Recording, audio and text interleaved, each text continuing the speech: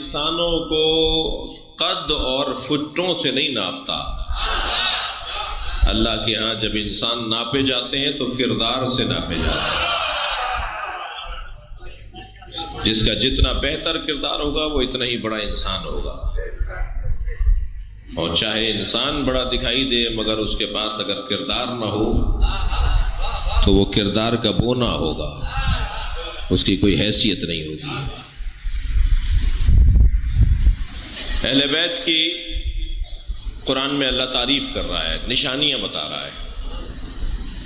مولا علی نے بھی نہج البلاغہ میں فرمایا خبردار اہل بیت کے بارے میں، اصحاب کے بارے میں الجھنے کی ضرورت نہیں ہے. یہ شخصیات ناموں سے نہیں پہچانی جاتی، کردار اور کاموں سے پہچانی جاتی. سورہ مبارکہ آل عمران کی 134ویں آیت میں اللہ نے کچھ نشانیاں بیان فرمائی ہیں. والذین ينفقون فی السراء والضراء وکاظمین الغیظ وعافین عن الناس واللہ یحب المحسنین. صاحبان عظمت کی نشانیاں یہ ہیں کہ ان کے پاس ہوتا ہے تب بھی عطا کرتے ہیں، نہیں ہوتا تب بھی دیتے ہیں.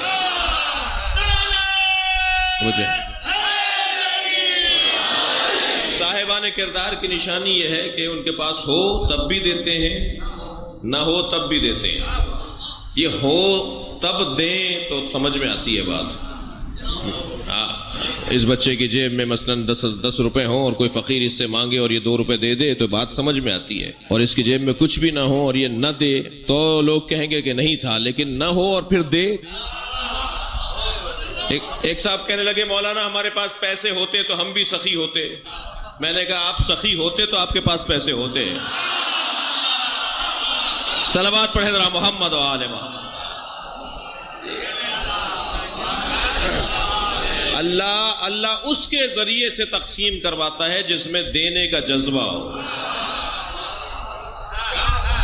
غور کر رہے ہیں؟ شاید ماحول اسی انداز سے چل رہا ہے کہ یہاں لینے کا جذبہ ہے، دینے کا جذبہ نہیں ہے.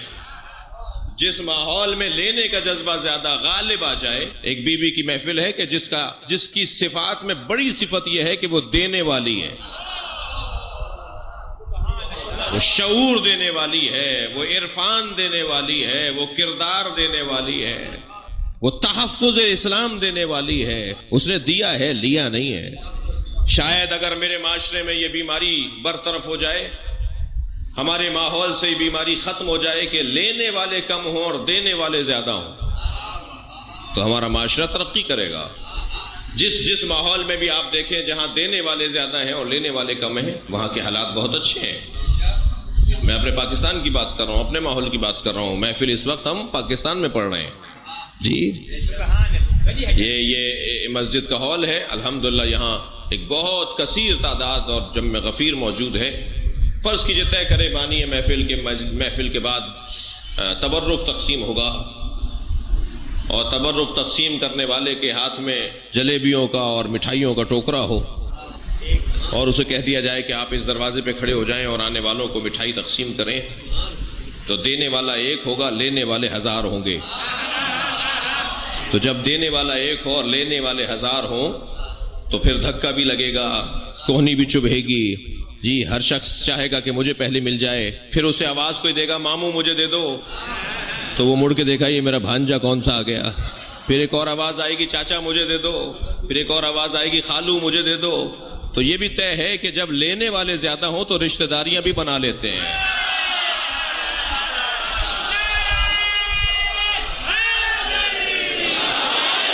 اور فرما رہے آپ، بڑی عنایت آپ کی. ملتان کا بہت بافہم مجمع ہے بھائی، صدیوں سے مجلس سنتے آ رہے ہیں، نسل بعد نسل مجلسی لوگ ہیں.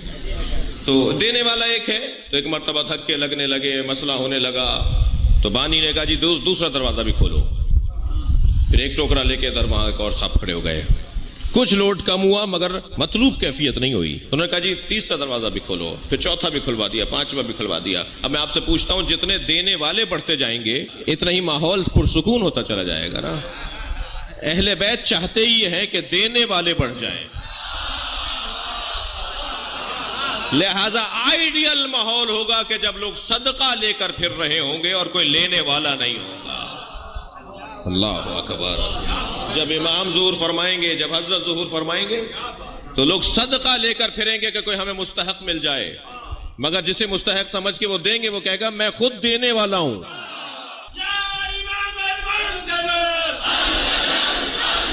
ماشاءاللہ۔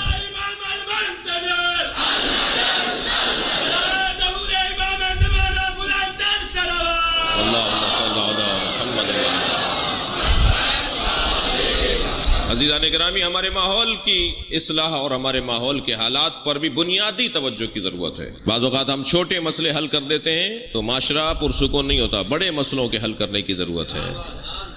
اور یہ کیسے ہوگا کہ دینے والے زیادہ ہو جائیں؟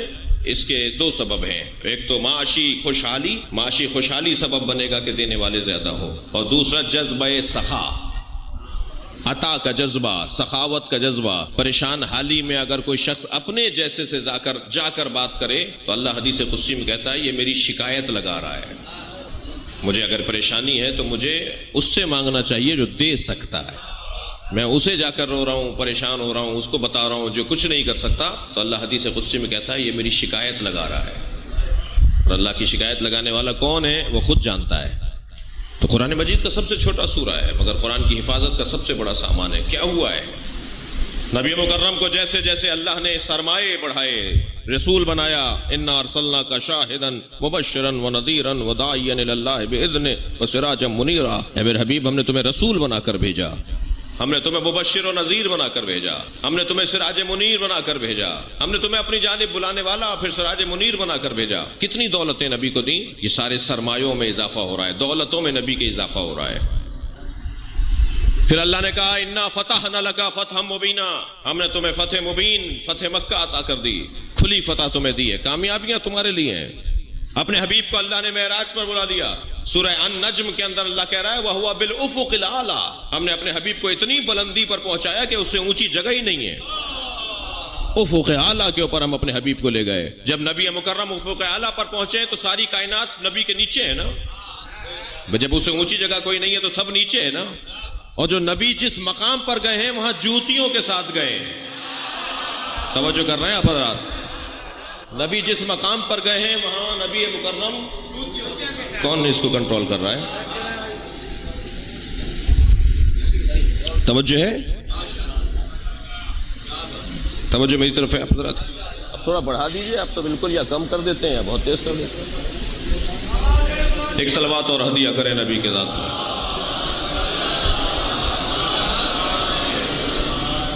ایک اور صلوات ہدیہ کریں۔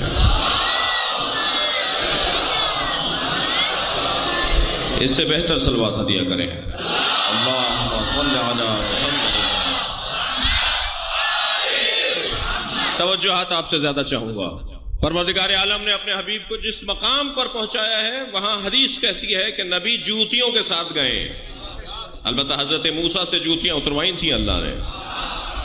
فخلع نعلیک، اے موسیٰ جوتیاں اتارو، خلع نعل کرو، اپنے پیروں سے جوتیاں اتارو۔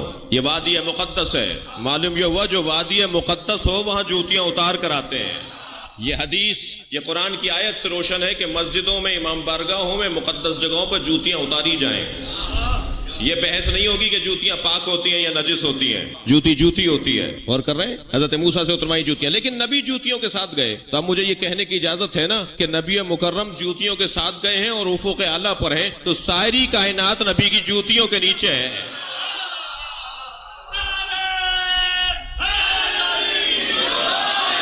دنیا کے جتنے خزانے ہیں، دنیا کی جتنی دولتیں ہیں، وہ سرکار کے پیروں، جوتیوں کے نیچے ہیں۔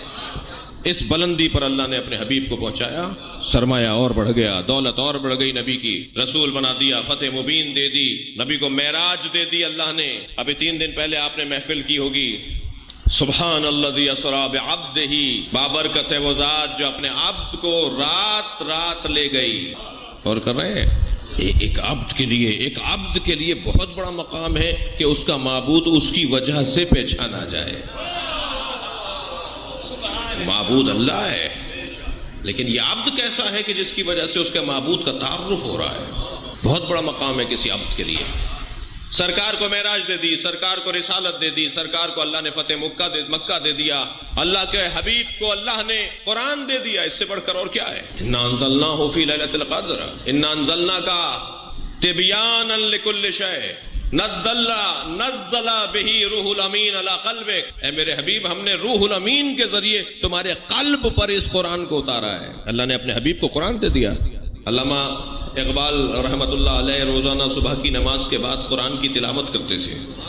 ایک دن ان کے والد ان کے برابر سے گزرے، کہنے لگے کیا پڑھ رہے ہو؟ فرماتے ہیں قرآن پڑھ رہا ہوں۔ کہنے لگے اسے تو سوائے محمد کے کوئی سمجھ نہیں سکتا، اسے تو سوائے محمد کے کوئی سمجھ نہیں سکتا۔ کہنے لگے کیا مطلب ہے؟ کہا یہ تم نے قرآن کی آیت نہیں پڑھی کہ قرآن کہہ رہا ہے کہ ہم نے آپ کے قلب پر اسے اتارا ہے، اور پھر اللہ بعض اوقات ایسے الفاظ میں بات کرتا ہے جو محمد کے علاوہ کوئی پہچان نہیں سکتا کہ اللہ بول کیا رہا ہے۔ تو کہنے لگے والد واضح طور پر کہیں ابا کہ میں کیا نہیں پڑھوں قرآن؟ کہنے لگے نہیں، قرآن پڑھو مگر قلب مصطفیٰ میں جگہ بنا دو۔ کہنے لگے قلب مصطفیٰ میں جگہ کیسے بنتی ہے؟ فرمانے لگے فاطمہ زہرا کو راضی کر لو۔ صلوات پڑھے محمد۔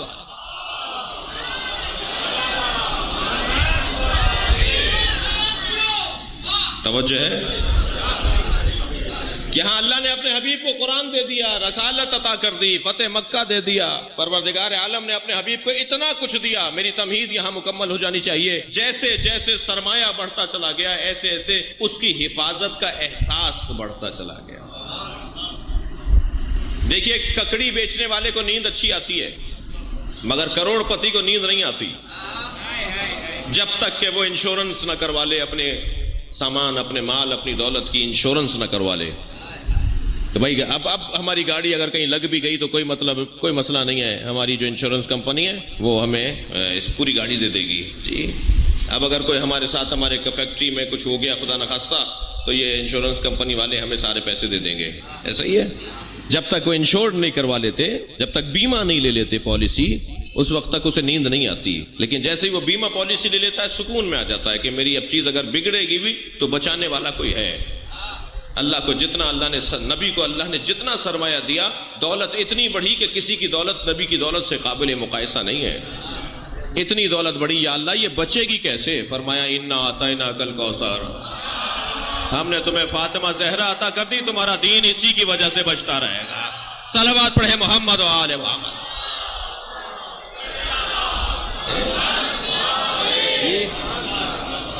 فصل لربک، تمہاری طرف سے۔ اب بیمہ پالیسی جب آپ لیتے ہیں تو آپ بھی تو کچھ جمع کرواتے ہیں نا، آپ بھی تو کچھ جمع کرواتے رہتے ہیں کہ کسی بھی نقصان کے موقع پر وہ لوگ اس پیسے کو دے دیں آپ کو۔ تو فصل لربک، اپنے رب کا شکریہ ادا کرتے رہو نماز کی صورت میں، اپنی حاضری برابر رکھو، ونہر اور بڑی قربانی دو، ہم تمہارے دین کو بچائیں گے، تمہارا دشمن ہی بے نام و نشان رہے گا۔ یہ جو اللہ نے وعدہ کیا تھا تمہارا دشمن بے نام و نشان رہے گا، یہ وعدہ پورا کیسے ہوا؟ بس یہاں بات آتی ہے زینب کبریٰ پر۔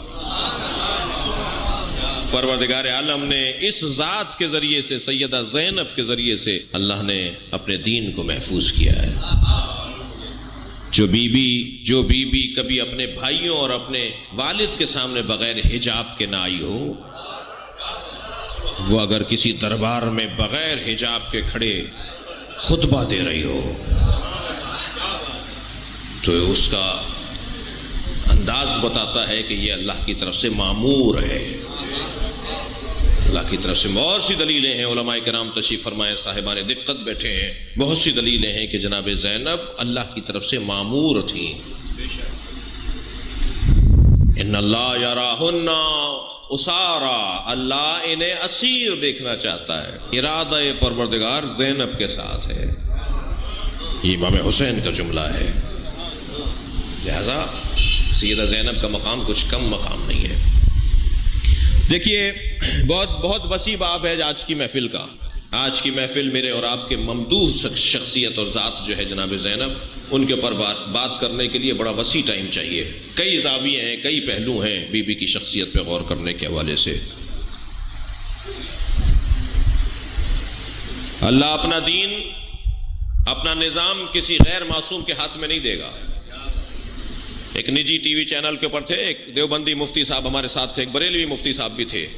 وہ فرمانے لگے کہ ہم پنجتن کی عصمت کے تو ہم اہل سنت بھی قائل ہیں، آپ اپنے ائمہ کی عصمت کے جو قائل ہیں اس پہ آپ کے پاس دلیل کیا ہے؟ البتہ ہم بہت مفصل کتاب لکھ رہے ہیں، 200 دلیلیں ہم قائم کر رہے ہیں، جس میں سے 150 دلیلیں لکھ چکے ہیں اب تک ہم ائمہ اہل بیت کی عصمت پر 200 دلیلیں ہم اپنے علمی مخالف لوگوں کو وہ دلیلیں دیں گے کہ اگر ہم 7ویں امام کو 8ویں امام کو 11ویں امام کو معصوم مانتے ہیں تو ہمارے پاس دلیل کیا ہے؟ بہت ساری دلیلیں ہیں، بڑی وافر دلیلیں ہیں ان کی عصمت کے اوپر، لیکن میں نے وہاں جو چلتے چلتے گزرتے ہوئے ایک جملہ کہا تھا اور یہاں اس کو تکرار کر دیتا ہوں، میں نے کہا کہ عصمت، توجہ چاہوں گا، عصمت جہاں فضیلت معصوم ہے وہاں ضرورت دین بھی ہے۔ کوئی ایک وجود ایسا ہونا چاہیے کہ جس کے ہاتھ میں دین ہو اور ہمیں یقین ہو کہ یہ دین تبدیل نہیں ہوا ہے، ورنہ پنجتن کے بعد معصوم کے بعد آج تک جو گیپ آ گیا معصوموں کا تو دین تو اپنے حیثیت سے نکل گیا، اس میں تحریف آ گئی، اب وہ دین ہی نہیں رہا جو نبی لے کر آئے تھے۔ میں کیسے یقین کروں کہ جو یہ مجھے بتایا جا رہا ہے یہ صحیح دین ہے؟ جواب یہی آئے گا کہ نہیں، معصوم ہاتھوں میں اگر ہے تو ماننا پڑے گا کہ اس میں تبدیلی نہیں آئی ہے۔ تو جہاں عصمت اس معصوم کی فضیلت ہے وہاں عصمت دین کی ضرورت ہے، دین کو چاہیے کہ کوئی معصوم ہو جو اسے اپنے ہاتھوں میں رکھے۔ اب یہاں کتنی سنگین ذمہ داری بنتی ہے علماء کرام کی، مراجع عظام کی، کہ دین کو بگڑنے نہ دیں، جیسا معصوم نے دیا ہے ویسے ہی رکھیں۔ لہٰذا کبھی کبھی جب کسی مجتہد کا، کسی بزرگ عالم کا، کسی کا کوئی حکم آتا ہے اور کسی مجھ جیسے آدمی کی طبیعت پہ گرانی آتی ہے اور مجھے پسند نہیں آ رہا ہوتا اور دباؤ ڈال کر ہم نامناسب جملے بھی اس کے لیے کہہ دیتے ہیں، تو اسے اس کی فکر نہیں ہوتی، اس لیے کہ وہ ہمیں راضی کرنے کے لیے نہیں ہے، وہ معصوم کو راضی کرنے کے لیے ہے۔ اس کا کام ہے کہ کسی طرح، کیا کہا، مطیعا لامر مولا۔ کیا صفات ہیں اس کی؟ 4 صفات میں ایک صفت اس کی ہے کہ وہ اپنے مولا کا مطیع ہے۔ ساری تشیع مل کر بیٹھ جائے اگر مراجع تقلید کے قدموں میں کہ فتویٰ دیجئے اگر کوئی ہمیں قتل کر رہا ہے تو ہم بھی اسے قتل کریں۔ اس جوان نے، اس بچے نے دسیوں دفعہ میں پوچھا نا کہ ہمیں مارا جا رہا ہے تو ہم بھی لوگوں کو ماریں، مگر کسی بھی مجتہد نے جواب دینے کا فتویٰ نہیں دیا۔ ساری دنیا مل کر بھی کہے کہ فتویٰ بدل لو تو فتویٰ نہیں بدلا جا سکتا، اس لیے کہ فتویٰ اجتہاد کی روشنی میں حکم الہی ہے اور حکم الہی تبدیل نہیں ہوتا۔ اور فرمائیں گے بہت سنگین ذمہ داری ہے، دین جیسا ہے ویسا ہی محفوظ رکھا جائے۔ عصمت ایک ضرورت دین ہے، ایک ضرورت سماج ہے۔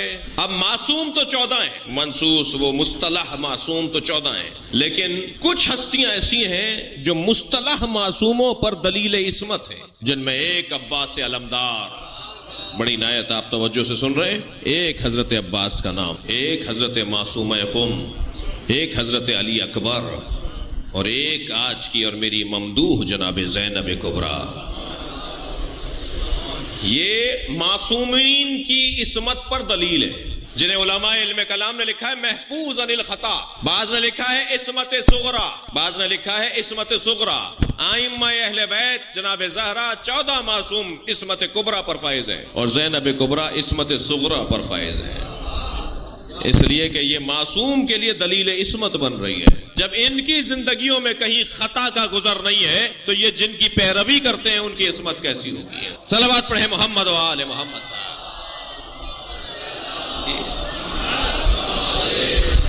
میں نے تمہید سے ایک اور مرحلے کے لیے لی۔ جناب زینب کی ذات عصمت صغرا پر فائز ہے، جناب زینب کی ذات محفوظ عن الخطا شخصیت ہے۔ علامہ ذیشان درجوادی کا بڑا حسین جملہ یاد آ رہا ہے، وہ فرماتے ہیں کہ معصوم اور محفوظ میں فرق یہ ہے کہ معصوم جو کام کرتا ہے وہ شریعت کہلاتی ہے اور محفوظ وہ کام کرتا ہے جو معصوم کرتا ہو۔ اور پھر اس ذات کی عظمتوں میں ایک عنوان بی بی کے القاب ہیں۔ بی بی کا نام زین للعبد، جو نبی کے لیے زینت ہو، اس علی کی زینت زینب، اپنے بابا کی زینت، نہ صرف نبی، قرآن کی زینت علی، نبی کی زینت علی، ہر زاویہ نگاہ سے عظمتوں کا عنوان علی کی ذات، اور علی کے لیے اگر کوئی زینت بن رہی ہیں تو وہ علی کی بیٹی زینب ہے۔ اس خاندان کے اندر عظمتوں کے بڑے عنوانات ہیں۔ حضرت عباس کی ابھی محفل آپ کریں گے 2-3 دن کے بعد۔ حضرت عباس علمدار کا ایک لقب ہے قمر بنی ہاشم، بڑے معروف اور مشہور اور مستند لقب ہے قمر بنی ہاشم۔ علامہ ذیشان درجوادی کی تو پوری اس پہ کتاب جو انہوں نے حضرت کے اوپر کتاب لکھی ہے اس کا نام ہی قمر بنی ہاشم رکھا ہے۔ علمدار کربلا آیت اللہ رسولی محلاتی کی کتاب ہے. خود ہم نے ایک کتاب حضرت کی زندگی پر کوشش کی حضرت کو راضی کریں، اس کا نام خورشید وفا رکھا ہے، وفا کا سورج. توجہ ہے نا اپرات کے. تو حضرت عباس علمدار قمر بنی ہاشم ہے. تو علامہ ذیشان درجوادی لکھتے ہیں کہ قمر بنی ہاشم کس کا لقب ہے؟ یہ اس کا لقب ہے جو قمروں کے درمیان رہتا ہے. تاریخ کہتی ہے کہ قمر بطحا لقب ہے حضرت عبد المطلب کا، قمر حرم لقب ہے حضرت ابو طالب کا. خود قرآن نے مولا علی کو قمر کہا ہے. والشمس وضحاها والقمر اذا تلاها. قسم ہے، اللہ کہہ رہا ہے قسم ہے سورج کی کہ جب وہ طلوع کرتا ہے، اور قسم ہے چاند کی جو سورج کے پیچھے چلتا ہے. یہاں سورج سے مراد محمد مصطفیٰ ہے، قمر سے مراد علی مرتضیٰ ہے. صلوات پڑھے محمد و آل محمد پر. جس خاندان میں ہر فرد فرید ہو، جس خاندان میں ہر فرد قمر ہو، اس خاندان اقمار میں، اس خاندان قمر میں اگر کوئی قمر ہے تو وہ ہے عباس، یعنی چاندوں کا چاند، قمروں کا قمر. اسی طرح جناب زینب کا ایک ایسا عظیم لقب ہے کہ جس پہ حضرت کی عظمت ہمارے حساب سے عظمتوں کے باب میں منفرد عظمت ہے جناب زینب کی، اور وہ عظمت ہے عقیلہ بنی ہاشم. جناب زینب کا لقب ہے عقیلہ بنی ہاشم. کس میں عقیلہ ہے؟ جو خود عقل الہی ہے. تھوڑا سا توجہ بڑھائیں. یہ جو اللہ نے کہا ہے اول ما خلق اللہ القلم، نبی نے فرمایا اول ما خلق اللہ القلم، اول ما خلق اللہ نوری. پھر نبی نے فرمایا اول ما خلق اللہ العقل، اللہ نے سب سے پہلے عقل کو خلق کیا. ایک حدیث میں فرمایا اللہ نے سب سے پہلے قلم کو خلق کیا. ایک حدیث میں فرمایا اللہ نے سب سے پہلے مجھ محمد کے نور کو خلق کیا. یا رسول اللہ، آپ کا نور پہلے بنا، قلم پہلے بنا، یا عقل پہلے بنی؟ جواب نبی آئے گا ان تینوں میں تضاد نہیں ہے. یہ ایک حدیث دوسری حدیث کی تشریح کر رہی ہے. جسے قلم کہتے ہیں اسی کو محمد کہتے ہیں، جسے محمد کہتے ہیں اسی کو عقل کہتے ہیں. یہ عقل کا وجود خود یہ گھرانہ عقل ہے. غور کر رہے ہیں آپ حضرات؟ جو عقل گھرانہ ہو، جو عاقلوں کا گھرانہ ہو، اس گھرانے میں اگر کوئی عقیلہ کہلائے، صلوات پڑھے محمد و آل محمد. صاحبان عقل لوگوں میں اگر کوئی عقیلہ ہے، اہل دقت بیٹھے ہوئے، پھر توجہ چاہوں گا. عاقل اور ہوتا ہے، عقیل اور ہوتا ہے. یا بی بی کا لقب عاقلہ بنی ہاشم نہیں ہے. بھائی آپ تھوڑا گردن ہلاتے رہیے، میری بات پہنچ رہی ہے نہیں؟ عاقلہ اور ہے، عاقل اور ہے، عقیلہ اور ہے، عقیل اور ہے. عاقل اور عقیل برابر نہیں ہے. اور فرما رہے ہیں عاقل اسے کہتے ہیں کہ جو صاحب عقل ہو. جی مگر ضروری نہیں ہے کہ اس کی عقل ہمیشہ سے ہو، جب سے پیدا ہوا جب سے ہو. نہیں، ایسے نہیں. جی ممکن ہے کہ کبھی اس کی عقل کم رہی ہو، کبھی عقل ہی نہ رہی ہو، پھر آ گئی ہو، پھر تھوڑی بڑی ہوئی ہو، پھر بڑی ہوئی ہو. ایک وقت آیا کہ عقل بڑی ہو گئی، عقل بڑھ گئی، عقل پوری ہو گئی. اذا تم العقل نقص القلام. جب عقل کمال پر پہنچ جاتی ہے تو بولنا کم ہو جاتا ہے. حدیث سنا دی میں نے آپ کو. جب عقل کمال پر پہنچتی ہے تو صاحب عقل کی گفتگو کم ہو جاتی ہے. زیادہ بولنے والے دلیل ہوتی ہے کہ عقل نہیں ہے ان کے پاس. کم بولنے والے خود دلیل بن جاتے ہیں کہ ان کی عقل بہتر ہے. ایسا ہی ہے. اس کا مطلب یہ کہ عقل جو ہے وہ مختلف مراحل طے کرتی ہے. عقل کے مختلف مراحل ہیں. چاہ رہے یہ بات کروں میں نہیں؟ جی علماء علم کلام نے، علماء عرفان نے عقل کی 4 قسمیں بیان کی ہیں. سنا دوں سبق اپنا؟ تھوڑا سا گردن ہلاتے رہیے. مجھے یہ خوف ہو رہا ہے کہ یہ آواز آپ کو تنگ نہ کر رہی ہو. میری آواز تھوڑا سا ساؤنڈ میں مسئلہ مجھے محسوس ہو رہا ہے. ایسا نہیں ہے نا؟ صحیح ہے سب؟ پیچھے والوں نے ہاں نہیں بولا، اس کا مطلب ہے جی شکریہ، بہت شکریہ. عقل کی 4 قسمیں ہیں، بیان ہو جائے نا. عقیلہ بنی ہاشم پر بات کر رہے ہیں. عقل کی 4 قسمیں ہیں. عقل بالمستفاد، عقل بالملکہ، عقل حیولانی، عقل بالکمال. میں نے ترتیب بگاڑ دی ہے، ترتیب اب ٹھیک کرتا ہوں پہلے سے. یعنی یہ جو میں نے جس ترتیب سے بولا ہے اس ترتیب سے نہیں ہے. ایک صلوات پڑھ لے ذرا محمد والے.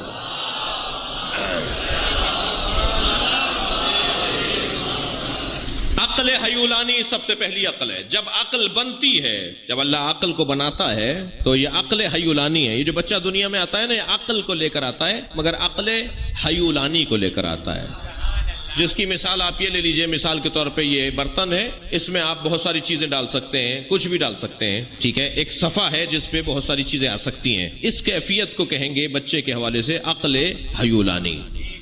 اب اس میں آپ جو ڈال دیں، اس کو آپ انسان بنانا چاہیں تو انسان بنا دیں، اسے آپ جانور بنانا چاہیں تو آپ جانور بنا دیں۔ اللہ نے اسے عقل دے کر بھیجا ہے، آپ اسے چاہیں تو یہودی بنا دیں، چاہے اسے ہندو بنا دیں، چاہے اسے آپ مسلمان بنا دیں۔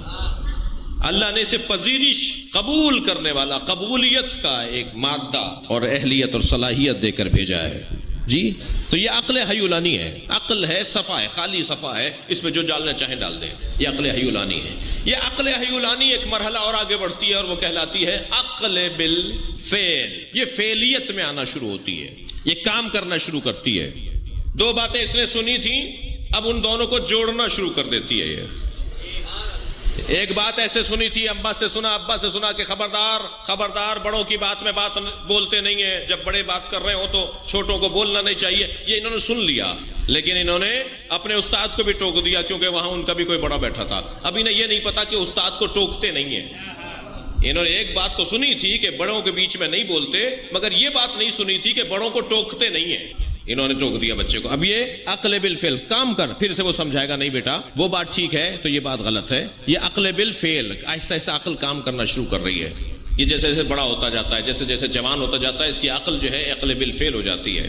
پھر یہ عقل بالفعل سے عقل بالمستفاد تک چلی جاتی ہے۔ اس کی عقل جو ہے اب استفادہ کرتی ہے، چیزوں کو سمجھ، ایک مرتبہ دیکھا تھا، سنا تھا، استاد نے سمجھایا تھا، اب قیامت تک، اب زندگی بھر تک یاد رہے گا وہ فارمولہ۔ یہ عقل بالمستفاد ہے۔ لیکن ایک مرتبہ ایک عقل اور ہے جو عقل بالکمال ہے۔ یہ عقل وہ ہے جو یہ کہہ دے وہی عقل بن جائے۔ ان کے فیصلے عقل کہلائیں گے، ان کے احکامات عقل کی بنیادیں کہلائیں گی، جو یہ کہیں گے وہی عقل ہوگی۔ یہ ہے معصومین کی عقل، یہ ہے معصومین کی عقل۔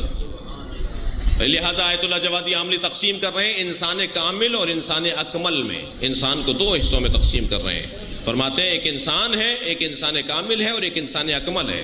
اور انسان کامل اور انسان اکمل کی انہوں نے تعریفیں کی ہیں۔ فرماتے ہیں مالک اشتر انسان کامل ہے، علی مرتضی انسان اکمل ہے، ان سے بڑا پھر کوئی انسان نہیں ہے۔ اور فرمایا آپ نے اب یہ خاندان کون سا خاندان ہے؟ یہ سارے عقیل ہیں، یہ سارے عقیل ہیں، جیسے یہ سارے چاند ہیں نا، جیسے قمر ہیں سارے، ایسے یہ گھرانہ سارے عقیلوں کا خاندان ہے۔ عقیلوں میں اگر کوئی عقیلہ بن جائے تو اسے زینب کبریٰ کہتے ہیں۔ اس کے بڑا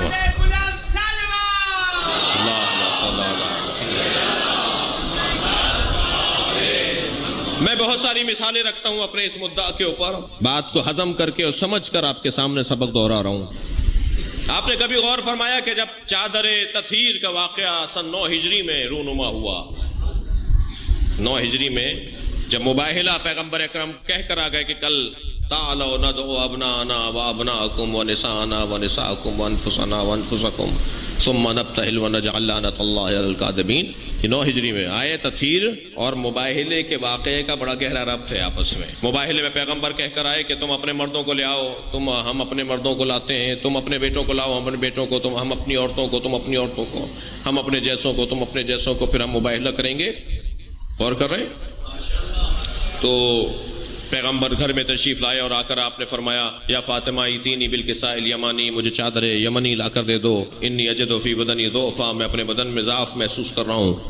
سیدہ نے چادر یمنی لا کر دے دی، نبی نے چادر لے لی۔ کچھ دیر کے بعد امام حسن آئے، پوچھا میرے نانا کی خوشبو مجھے آ رہی ہے۔ فرمایا کہ چادر کے نیچے تمہارے نانا موجود ہیں۔ امام حسن قریب گئے، جا کے نانا کو سلام کیا، نانا نے جواب دیا، کہا میں بھی چادر میں آ جاؤں؟ نانا نے فرمایا تم بھی چادر میں آ جاؤ۔ کچھ دیر کے بعد امام حسین آئے، پھر آپ نے آ کر سلام کیا، نبی سے پوچھا، نبی نے انہیں بھی چادر میں لے لیا۔ پھر کچھ دیر کے بعد مولا علی آئے، پوچھا میرے بھائی، میرے وسیع، میرے مولا یہاں موجود ہیں؟ کہاں چادر کے نیچے ہیں۔ انہوں نے سلام کیا، انہوں نے بھی چادر میں لے لیا۔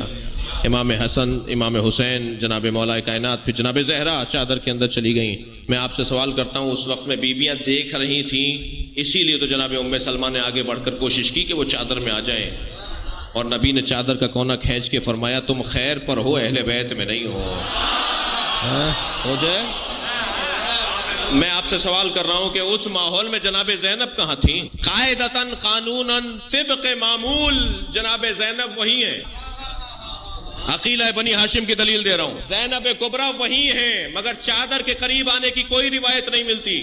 کیوں نہیں ملتی چادر کے قریب آنے کی کوئی روایت؟ اس لیے کہ زینب جانتی ہیں اس چادر میں میری جگہ نہیں ہے. تمام تر عظمتیں میں چادر کے اندر اگر چلی جاؤں گی تو معصومہ کا ایک بال اگر آسمان دیکھے گا تو قیامت آ جائے گی. مجھے تو کوفہ جانا ہے، مجھے تو شام جانا ہے، میرا تو کام ہی کچھ اور ہے. اللہ اکبر.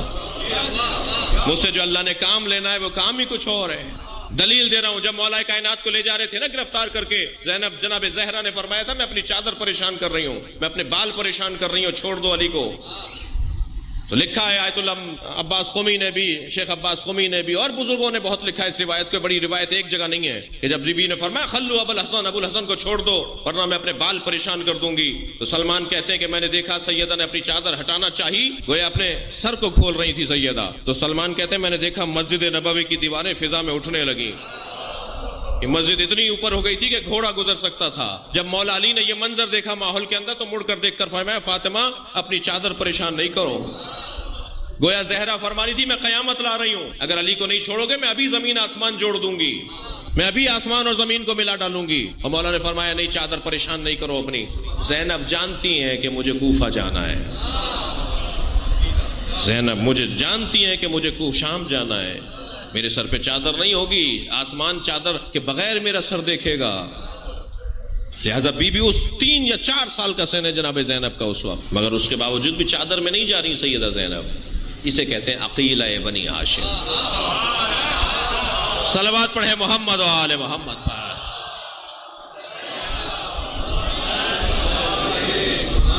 عزیزو انسان کو اللہ نے بڑا مقام عطا کیا ہے اگر یہ اپنی عقل کو استعمال کرنے لگے.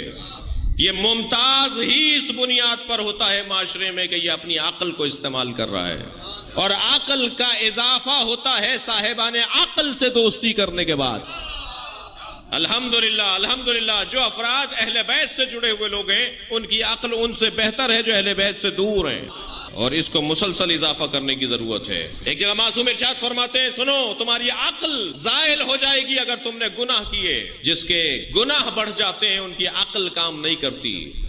بڑی گاڑی سے اترنا، مہنگے کپڑے پہننا، جی 2000 ایکڑ زمین کا مالک ہونا صاحب عقل ہونے کی دلیل نہیں ہے.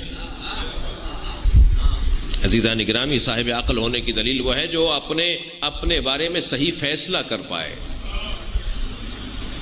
وہ گناہوں سے، وہ غلطیوں سے، وہ کوتاہیوں سے، وہ بے وقوفیوں سے. اس سے بڑھ کر کوئی بے وقوفی ہوگی کہ انسان اپنے رب کو ناراض کر رہا ہے؟ اس سے بڑھ کر کوئی بے وقوفی ہوگی کہ انسان اپنے مولا کو ناراض کر رہا ہے؟ یہ تو سمجھدار ہی نہیں ہے. ہر شخص چاہتا ہے بڑے آدمی کو راضی کرے، ہر شخص چاہتا ہے عظیم آدمی کو راضی کرے، عظیم وجود کو راضی کرے. اس سے بڑھ کر کوئی بے وقوف ہوگا کہ مولا علی کو ناراض کر رہا ہے نافرمانی کر کے؟ یہ صاحب عقل نہیں ہے. عقیلہ بنی ہاشم کی محفل ہے. سب سے بڑا پیغام سیدہ کی زندگی کا، جناب زینب کی زندگی کا یہ عقل کا استعمال کرو. اور عقل کے استعمال کے لیے عزیزان گرامی ایک اہم ترین موڑ یہ ہے کہ جب کبھی مجھے یہ طے کرنے میں مشکل ہو رہا ہو کہ یہاں میرا فیصلہ، میرا قدم، میرا اقدام، میری رائے صحیح ہے یا غلط ہے، تو عقل کا استعمال یہ ہے کہ کچھ دیر تأمل کر کے اللہ سے توکل کرو. ایک لو لگاؤ، یا اللہ میری رہنمائی فرما. وہ جو ایک لمحہ گزرتا ہے نا اللہ سے رہنمائی مانگنے کا، پھر اللہ کی طرف سے جو پیغام آتا ہے وہ الہام سے کم نہیں ہوتا. پھر اللہ مدد کر رہا ہوتا ہے، ہمارے ذہن میں وہ خیال آ رہا ہوتا ہے. عقل کا استعمال. عزیزان گرامی خواتین کے بڑے روپ ہیں، عورتوں کے بڑے روپ ہیں. اللہ نے اس خاتون کو، اس صنف نازک کو، اس عورت کو بہت سے رنگ اور روپ دیے ہیں، مگر اس کے روپوں میں، اس کے رنگوں میں تقدس پایا جاتا ہے. یہ سب سے پہلے اللہ اکبر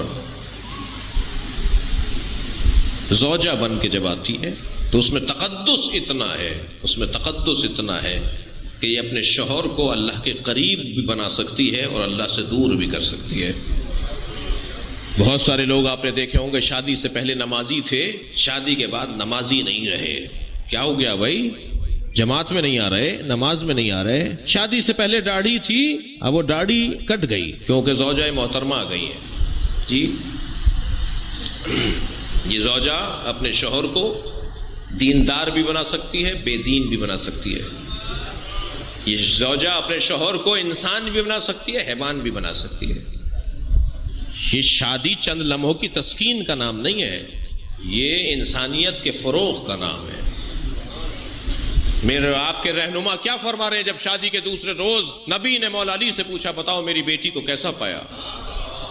ہمارے معاشرے کا کوئی سسر اپنے داماد سے یہ سوال نہیں کرتا، اس لیے کہ ہماری ذہنیت خراب ہے، ہماری ذہنیت ہی کچھ اور ہے. نبی پوچھ رہے ہیں بتاؤ میری بیٹی کو کیسا پایا؟ مولا علی سے پوچھ رہے ہیں نبی مکرم. مولا نے فرمایا نعم العون علی طاعت اللہ، میں نے اللہ کی مدد، اللہ کی اطاعت میں فاطمہ کو مددگار پایا ہے. فاطمہ زہرا مجھے اللہ کی اطاعت میں مدد کر رہی ہے. جو مشکل کشائے کائنات ہو اس کی مشکل کشا فاطمہ ہے، اسے مدد.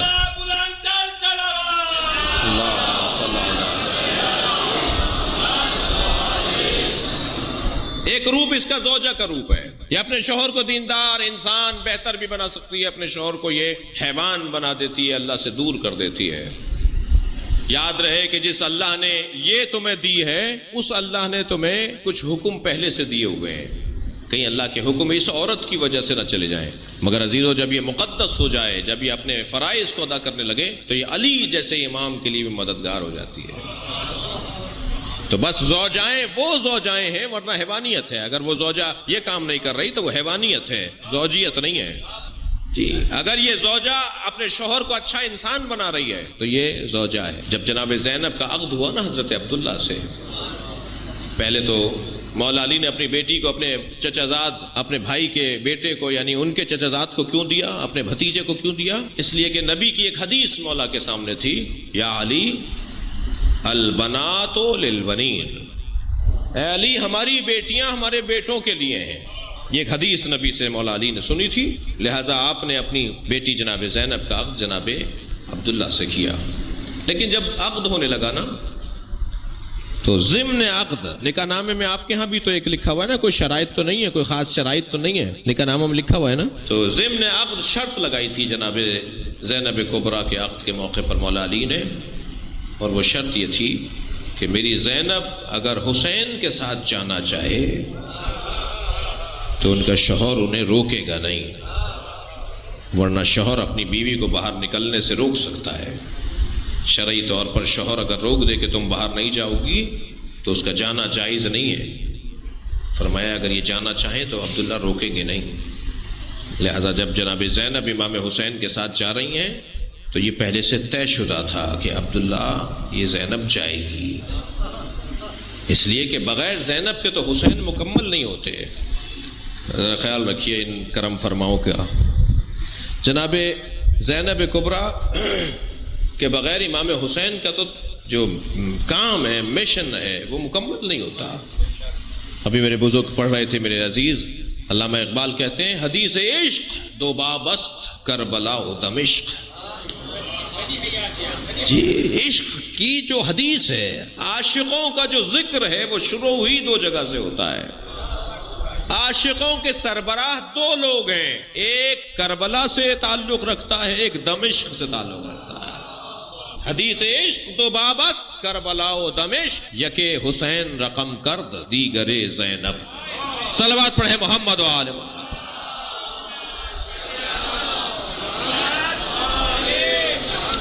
جناب زینب امام حسین کے ساتھ اور حسین زینب کے ساتھ ایسے جڑے ہوئے ہیں جیسے عزیزان گرامی ایک امامت کے دو رخ ہوں.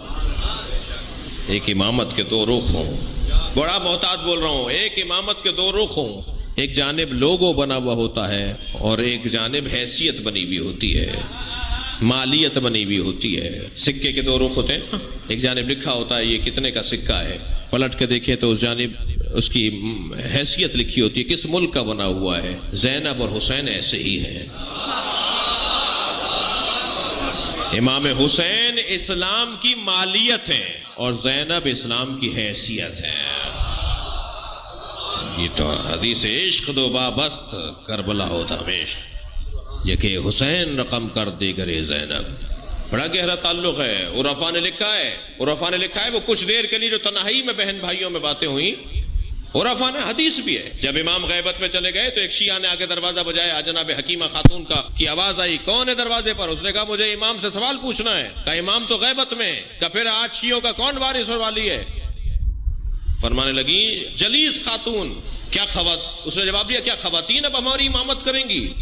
کیا خواتین اب ہمارے لیے رہنمائی کریں گی؟ اس شیعہ نے، اس چاہنے والے نے حضرت حکیمہ خاتون سے پوچھا. بی بی نے فرمایا تمہیں نہیں پتا، جیسے کربلا میں زینب کے حوالے ہو گئے تھے، ایسے ہی آج جلیس خاتون کے ہاتھ میں اسلام ہے. کچھ دن صبر کر لو، نظام آ جائے گا. جس کے بعد نظام نواب اربع امام نے متعارف کروایا. جناب زینب کا مقام کچھ کم نہیں ہے. آیت اللہ جوادی عاملے نے بڑے حسین پیغامات لکھے ہیں اس باب میں، کچھ سنگین ہیں، کچھ وزین ہیں، اور جن کے لیے بغیر تمہید کے بات کرنا شاید مناسب نہ ہو. یہ وجود کم وجود نہیں ہے، انہیں پہچاننا ایسے ہی مشکل ہے جیسے امام حسین کو پہچاننا مشکل ہے. گہرائی ہے یہاں پر، گہرا سمندر ہے یہاں پر. ذرا تیرنے والا آہستہ آگے جائے، کہیں ڈوب نہ جائے. جناب زینب کی عظمت کی جب بات آتی ہے تو گہرا سمندر آ جاتا ہے. تیرنے والے کو خیال رکھنا چاہیے کہ کہیں ایسا نہ ہو کہ یہاں ڈوب جائے. ایک روپ اس کا زوجہ ہے، ایک روپ اس کا ماں ہے. جب یہ ماں بنتی ہے تو اس کے احساسات تبدیل ہو جاتے ہیں، اب اس کے جذبے تبدیل ہو جاتے ہیں. یہ جب تک زوجہ ہوتی ہے ڈرتی ہے اپنے شوہر کے لیے، اپنے لیے، اپنے گھر کے لیے، لیکن جب یہ ماں بن جاتی ہے تو یہ بہادر ہو جاتی ہے. ماں کا درجہ ماں کو بہادری الشجاعت عطا کرتا ہے. مثال عامیانہ ہے مگر مجھے معاف کریں گے اور سن لیں گے. آپ نے مرغی کو دیکھا ہے نا، عامیانہ مثال ہے، مجھے معاف کریں گے. آپ نے مرغی کو دیکھا ہے؟ یہ بزدل جانور ہے، کنجوس پرندہ ہے. اگر اسے کوئی دانہ مل جاتا ہے تو یہ اکیلا کھانا چاہتی ہے. اس کے ہم جنس اس سے لینا چاہتے ہیں اور یہ کسی کو دیتی نہیں ہے، بچا کر کہیں کونے میں لے جا کے اکیلا کھاتی ہے. کنجوس ہے. آپ ذرا سا اشارہ کریں، اس کی طرف پتھر پھینکے، کوئی اشارہ کریں، ڈر کے بھاگے گی. بزدل ہے. لیکن جیسے ہی اس کے انڈوں سے چوزے نکلتے ہیں یہ شجاع بھی ہو جاتی ہے اور یہ سخی بھی ہو جاتی ہے. یہ دانہ بجا بجا کر پہلے بچوں کو کھلاتی ہے، اس میں سخاوت آ جاتی ہے.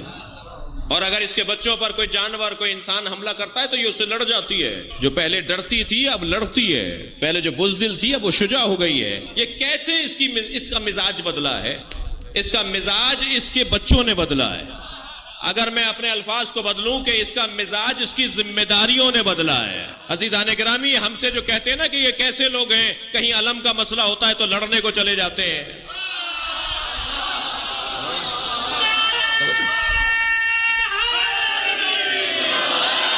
امام حسین کے نام پر، اہل بیت کے نام پر لاکھوں روپیہ قربان کر دیتے ہیں، نذر و نیاز پکاتے ہیں، اہتمام کرتے ہیں، مجلسیں کرتے ہیں. یہ لوگ کیسے ہیں؟ وجہ یہی ہے، جیسے ہی ذمہ داری بدلتی ہے احساسات تبدیل ہو جاتے ہیں. صلوات پڑھیں محمد و آل محمد.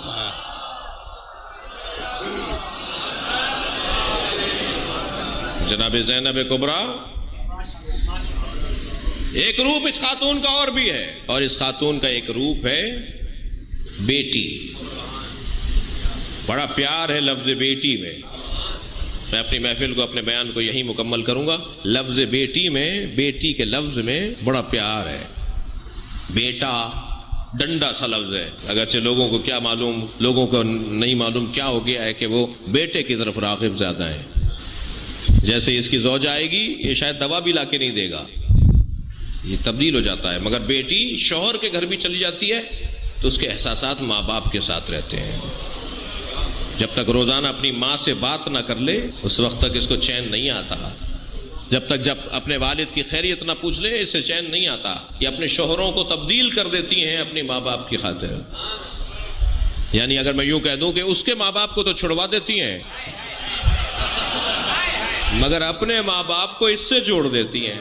اب یہ ہے تمہارے ماں باپ، یہ اتنا جذبہ رکھتی ہے، اتنا بڑا کام کر سکتی ہے. یہ اس رشتے کے اندر عجیب جاذبیت ہے. حضرت ابراہیم فرما رہے یا اللہ مجھے بیٹی عطا فرما جو میرے جنازے کی زینت بنے. انبیاء کرام نے بیٹیوں کے لیے دعائیں کی ہیں. میں انتہائی محترم لوگوں سے گزارش کروں گا، ایک کائنات کے عظیم ترین وجود کی بیٹی کی محفل ہے، لہذا جیسے بیٹوں کے ہونے پہ لڈو بانٹتے ہیں ایسے بیٹیوں کے ہونے پہ بھی لڈو بانٹا کریں.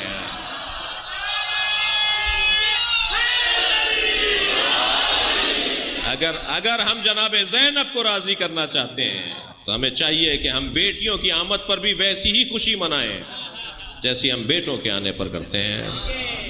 حدیث ہے، نبی فرماتے ہیں جس نے ایک بیٹی کو پال کر جوان کیا اور اس کے شوہر تک پہنچایا، 1/7 جنت کی بشارت دیتا ہوں۔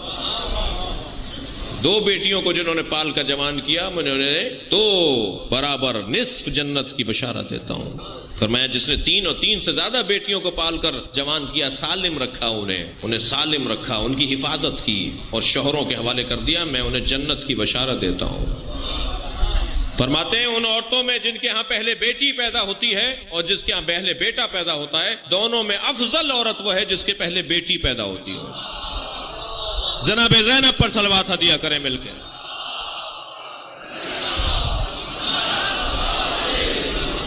توجہ چاہوں گا، مجھے معلوم ہے کہ آپ کے ذہن میں کچھ سوالات بھی آئیں گے، ان کے جوابات ہیں۔ بات استثناء کی ذہن میں رکھیں تو پھر مسئلے حل رہیں گے، استثناءات کو اگر ذہن میں رکھیں تو مسئلے حل رہیں گے۔ اتنا ہے کہ بیٹی اللہ کی رحمت ہے، رحمت ہے، رحمت ہے، اور بیٹا نعمت ہے، نعمت کا حساب مانگا جائے گا، رحمت پر تو عطائیں ہوگی، رحمت پر عطائیں۔ بس ایک جملہ کہہ کر آپ سے اجازت چاہ رہا ہوں عزیزو، جو بیٹی باپ کے لیے رحمت بن جائے تو دیکھا جائے گا یہ باپ کون ہے۔ علامہ اقبال کا قصیدے کے 2 مصرے سن لیجئے، فرماتے ہیں نور چشم رحمت للعالمین، جو عالمین پر اللہ کی رحمت ہے اس پر رحمت فاطمہ ہے، جو پوری کائنات کے لیے زینت ہے اس کی زینت زینب ہے۔ نور چشم رحمت للعالمین، آن امام اولین و آخرین۔ یا اللہ ہمارے اس بیٹھنے کو عبادت شمار فرما۔